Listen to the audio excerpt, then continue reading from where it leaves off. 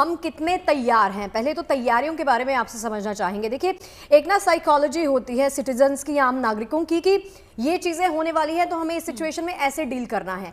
क्या कुछ किया जा रहा है? ये ब्लैकआउट्स होने वाले हैं, जो तैयारियां हम दिखा रहे थे पैकेज में, इनको देखकर क्या समझा जाए? हम पूरी तरह से तैयार हैं या फिर अभी तैयारी चल रही है?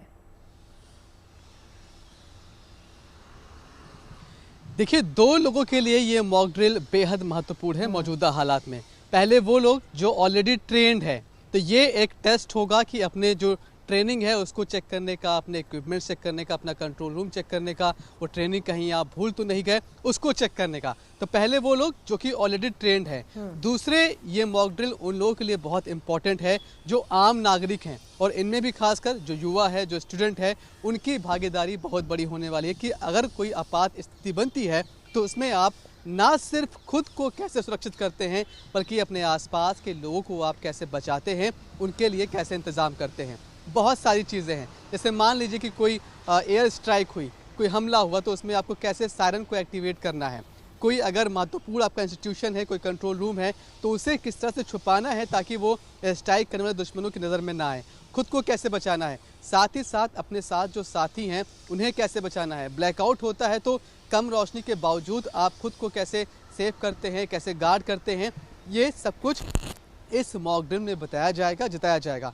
तमाम सारे डिपार्टमेंट्स में शामिल हैं, और जाहिर सी बात है कि जो ट्रेनिंग एक फौजी को या फिर एक आपदा से निपटने के लिए एक पर्टिकुलर कुछ सैनिकों को दी जाती है, उस तरह की ट्रेनिंग के कुछ टिप्स दिए जाएंगे आम नागरिकों को, स्टूडेंट्स को, कि कैसे वो खुद का बचाव कर सकते हैं।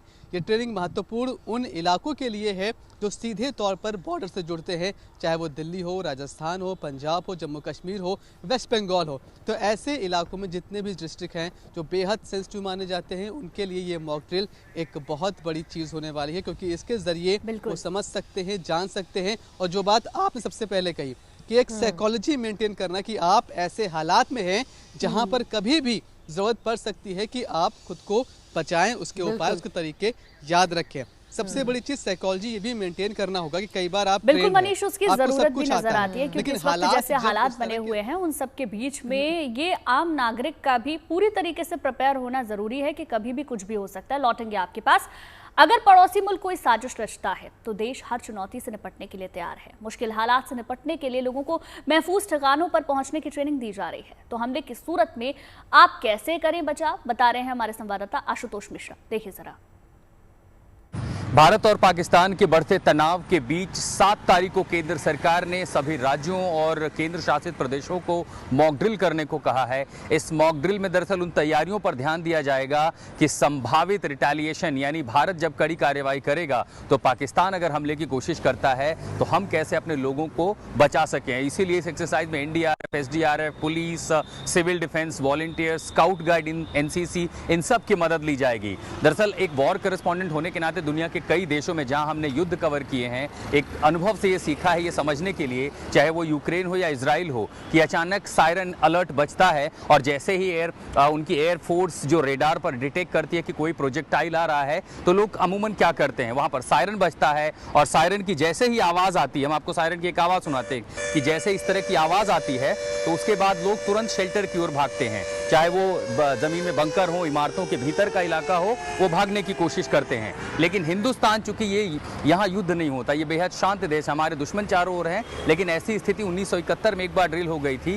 तो स्ट्रक्चर्स हमारे पास क्या ऐसे हैं, क्योंकि सिविल डिफेंस ये जो ट्रेनिंग होगी, मॉक ड्रिल होगी, इसमें देखा जाएगा कि लोगों का इवैक्यूएशन हो, जो भीड़ भाड़ वाले इलाके हैं, महत्वपूर्ण इंस्टॉलेशंस हैं जहां पर मिलिट्री स्ट्रेटजी एसेट हैं, वहां पर एयर सायरन बजें, और एयर सायरन अगर बजते हैं तो ऐसी स्थिति में क्या करना चाहिए। भारत में हमारे पास इस तरह के बंकर नहीं हैं, लेकिन ऐसी कौन सी जगह पर हैं जहां अगर एयर रेड या स्ट्राइक होती है तो आप खुद को बचा सकते हैं।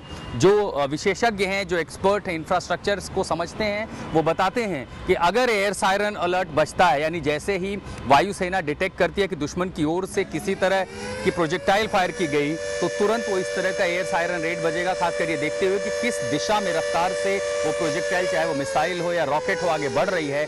जैसे ही आप इन चौराहों पर इस तरह की आवाज सुनेंगे जो इस समय आप सुन पा रहे हैं, तो सबसे पहले कहां भागें? ऐसी खुली दुकानों के नीचे, अगर आप किसी छोटे शहर में, बड़े शहर में हैं, तो ऐसी जगहों पर ना खड़े हों, क्योंकि यहाँ पर डैमेज होगा, ये खुला इलाका हो सकता है, तो ऐसे में नुकसान हो सकता है। और ऐसे में कोशिश हो कि जितना अंदर हो सके चले जाएं, जितनी दूरी पर, यानी मिसाइल अगर बाहर गिरती है तो उसके जो शार्पनेल्स होंगे वो आपको नुकसान ना पहुंचा सके, जितनी अंदर हो सके उतना अंदर निकल जाएं, क्योंकि ऐसे स्ट्रक्चर मजबूत होते हैं।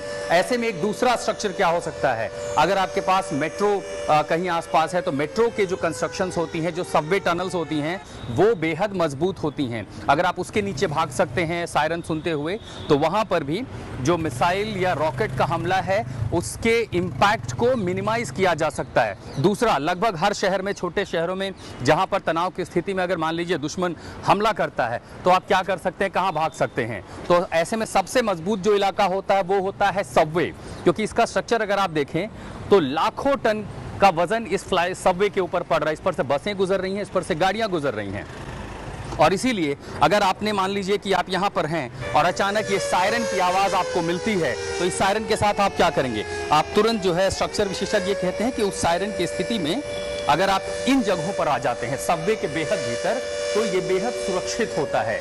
इससे न्यूट्रलाइज किया जा सकता है उस हमले के इम्पैक्ट को, और खासकर दुनिया के उन देशों में जहां पर युद्ध अक्सर होते रहते हैं, इस तरह के हवाई हमले होते रहते हैं, ये जो सबवे के इलाके हैं ये बेहद सुरक्षित होते हैं, जो कि आमतौर पर नेचुरल बंकर का काम करते हैं, क्योंकि बंकर यहाँ पर नहीं है। खासकर शहरों को जब निशाना बनाया जाए तो ये इलाके बंकर का काम करते हैं। इसी के साथ साथ जो फ्लाईओवर्स हैं, अगर वो बहुत ऊंचे फ्लाईओवर हैं तो उन पर जाने से बचना चाहिए, क्योंकि वहां पर अगर मिसाइल गिरता है तो उसके शार्पनेल ज्यादा फैलेंगे।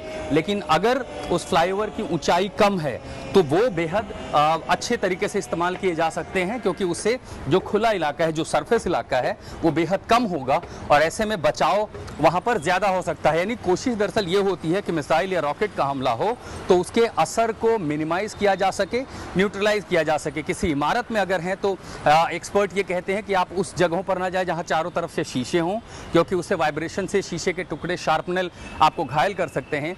इमारत के उस हिस्से में जाएं जहां चारों तरफ की दीवारें, और ऐसे में शौचालय का जो इलाका देखते हैं ऊंची इमारतों में, या फिर बेसमेंट का जो इलाका, वो एक सामान्य प्राकृतिक रूप से बंकर का काम करते हैं, जिन बंकरों में मिसाइल या रॉकेट के हमले को न सिर्फ न्यूट्रलाइज किया जा सकता है, बल्कि अधिकतम तौर पर उसकी जो तीव्रता है, उसका मैग्नीट्यूड है, इंपैक्ट है, उसको कम किया जा सकता है। इस ड्रिल में इवैक्यूएशन पर ध्यान दिया जाएगा, और इवैक्यूएशन की कोशिश में दरअसल आमतौर पर दूसरे देशों में यह होता है कि उन्हें ऐसी जगहों पर ले जाया जाए जहां लोगों को हवाई हमले से बचाया जा सके। और अगर हवाई हमले के असर से बचाना है तो यह देखा जाता है कि हमारे पास प्राकृतिक रूप से ऐसा कौन सा ढांचा मजबूत है जो इतना सुरक्षित हो कि लोगों को बचाया जा सके।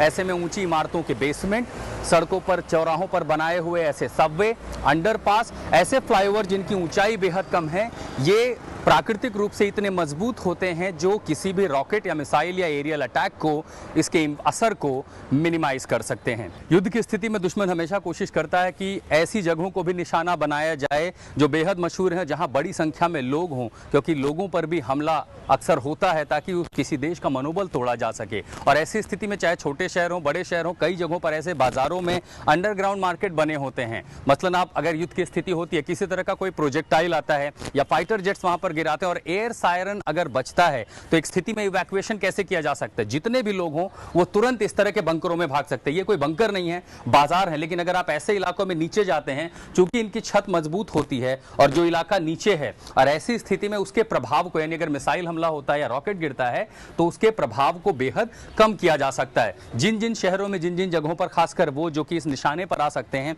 वहां पर इवैक्यूएशन में ऐसी बाजारों की भी मदद ली जा सकती है जो जमीन के नीचे हैं और जो रॉकेट हमले के प्रभाव को बेहद कम कर सकते हैं। बड़ी संख्या में लोगों को ऐसी जगहों पर भी बचाया जा सकता है।